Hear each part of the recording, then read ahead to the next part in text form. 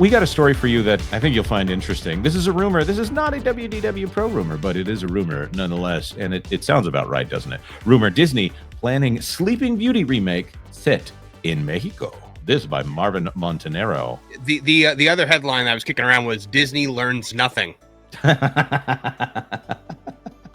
You know, I could see a good version of this film out there. I think it's one that we would probably all like, and has a certain special someone that we've had on the channel before. You know, we're not going to do that. Only an hour-long show. It's only an hour-long show, exactly. 12 part of the show. Mexican Sleeping Beauty, rabbit chicken taco. That's right. Disney may be stepping into familiar and dangerous territory yet again, according to entertainment scooper Daniel RPK, otherwise known as Daniel Richtman. The studio could be moving forward with a reimagining of Sleeping Beauty, retitled Aurora, and set in Mexico. This is fascinating to me. Yes, a Sleeping Beauty in Mexico retelling appears to be on deck, continuing Disney's now established pattern of reshaping classic fairy tales through cultural reinterpretation instead of creating new stories for today's audiences. And that decision is raising eyebrows for a simple reason. The last two times Disney attempted to reinvent a classic princess through modern cultural lenses, which is The Little Mermaid and Snow White, the results were cultural battlegrounds and financial disappointments. Neither project landed the triumphant reception the company likely hoped for. Instead, they sparked heated debate, fractured fan bases, and fueled months of social media controversy. Hey, what was the last faithful live-action remake they did? Lilo and Stitch. How did that one do at the box office? I believe it is the only movie all year to make $1 billion. Yeah. Is it the biggest movie of this year right now? I would say so, since it's the only movie of the year to make $1 billion. Yeah. It's the only movie that we can remember. Minecraft got close, but it got close. That was, of course, not Disney, very much Warner Brothers.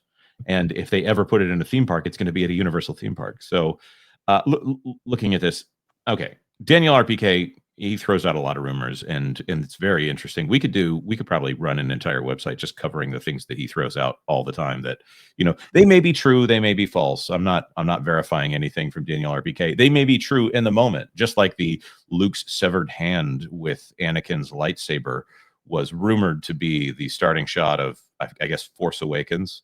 That I think was actually true at the time. They just ended cutting it out of the movie. So when the movie came out, turns out that scoop was quote unquote false, but I think at the time it was true. So this may be true. It also sounds like something that Disney would do at this moment. And maybe, just maybe, they're looking at the success of Lilo and Stitch and saying, you know what? It never works when we change these things. And every time a Disney remake gets significantly changed, it doesn't work. But with the right set of people, it could work this time. Just like communism. You look at Aladdin, you look at Lion King, you look at Beauty and the Beast. What did these three things all have in common besides being kind of underwhelming in live action? They stayed pretty much true to the source material, and all three made $1 billion. Same thing with Lion King. Yeah, that's what I said. Beauty and the Beast, Aladdin, Lion King. All three of them made $1 billion. Just like the movie itself. I forget it sometimes when people mention the Lion King live action remake. It's like my brain just refuses to accept the information. Disney painting by numbers right now in the live action remakes actually seems to be the best form of the live action remakes. People only notice them in the negative when they start to put out things like, again, the Snow White one had a vaguely communistic message throughout and a clearly communistic message very early on here. So that was enough to set enough people off on the wrong path. Rachel Zegler coming in with absolutely bizarre comments. If it had turned out that it was a shot-for-shot remake that happened to have Rachel Zegler in it, I actually do think the movie would have been more successful. People have shown that they're willing to ignore insane comments from celebrities if the movie itself is good. I think that not only should they do the Sleeping Beauty in Mexico movie, but they should just go for broke and cast Rachel Zegler again. Just do it again. Do everything the exact same way. Give her no media training whatsoever. Just throw her out there. Maybe give her a few talking points about, Sleeping Beauty being, again, a princess that gets kissed, while she's asleep. Oh my. And we can just go from there. Did she get? She did. I forget. Did she actually end up getting kissed in the end of this movie? I might have. I might have been Did she? laughing. Oh, did she? I don't remember.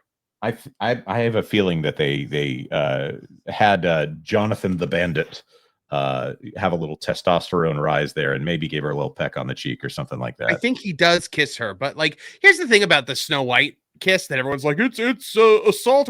He thinks she's dead. Right. How many people kiss a loved one? You know, like at the funeral, at the wake. I've seen people do it many times. Not me, because it creeps me out. But like, I have seen many people do that as a way of saying goodbye. Yeah, and there's really no reason to read into that. I like there was I think it was Babylon V put out the meme of the prince in Snow White holding an air horn and saying, "Finally, they changed the ending to Snow White to something that all people can enjoy." I think this is, of course, when they try to retell these things in modern contexts, it's almost always a problem. Disney is still marketing the original Snow White, and they've made it the foundation of their company. So it was a folly to think, oh, we're going to update that ancient film that nobody has watched within the last year. It's probably one of the more popular of the catalog titles at Disney. And it's also kind of like Fantasia. I'm going to say something a little offensive here. It's fine. Fantasia can be very boring in parts. It's got a better reputation than the watching of the film itself.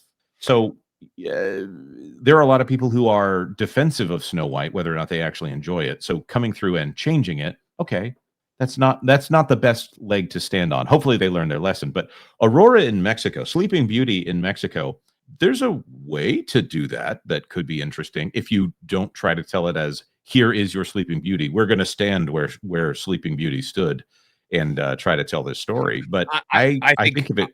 Go ahead.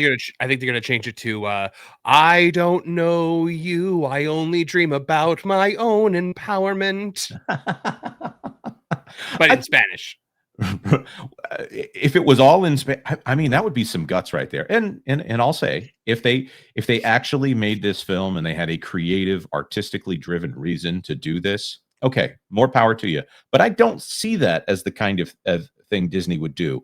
These are, again, paint by numbers, soulish cash grabs that can be entertaining to be consumed as just that consumer product. If they had an artistic reason, go ahead. Romeo and Juliet Must Die, or Romeo Must Die, the Jet Li and Aaliyah version of Romeo and Juliet. Okay, that's fine. That could be entertaining. You could maybe make your money back at the box office. But if Disney is like, we are culturally important, this is today's modern version that we're going to spend, again, 300 to 400 million trying to get people to watch it, I think that would be a really bad idea. If they got a banging script, who cares? But I have a good reason for them to do this. You can call the villain Mexleficent. What if they just go ahead and keep Maleficent white, but set this whole thing in Mexico?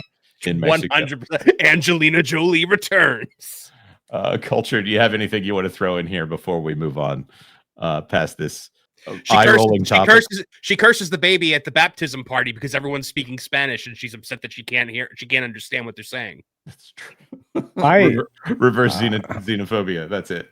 No, I mean, I'm looking forward to this. Perhaps they'll put some anti-FA people in here to cheer for and go, completely Marxist. I anticipate that that's kind of the plan.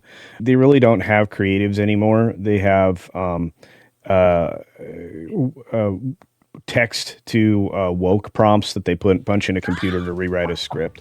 Well, that's the other thing is a lot of these ideas, it just kind of feels like, okay, and if an AI generated this movie, would it be better?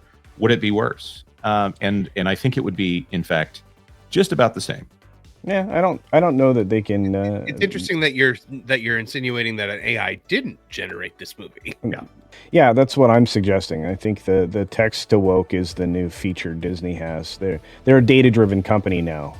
Jonas, just in case you didn't know. Yeah. Thanks for watching That Park Plays News. For more information, consider checking out www.thatparkplace.com. And don't forget to subscribe, share, like, and send this out on your favorite social media accounts.